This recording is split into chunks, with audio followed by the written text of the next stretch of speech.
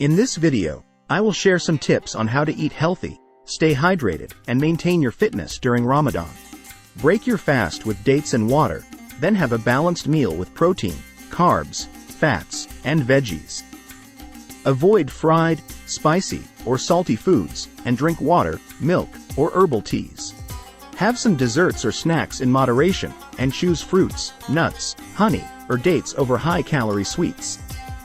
Have some healthy snacks between iftar and suhoor, such as cheese, eggs, hummus, or oatmeal.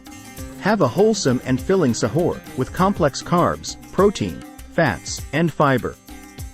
Drink plenty of water and avoid tea, coffee, soda, salt, sugar, or spices. Exercise after iftar and avoid exercising during the fasting hours. Do some light exercises, such as walking, stretching, yoga, or Pilates. You can also do some moderate to high-intensity exercises, such as running, cycling, swimming, or weightlifting. But don't overdo it and listen to your body.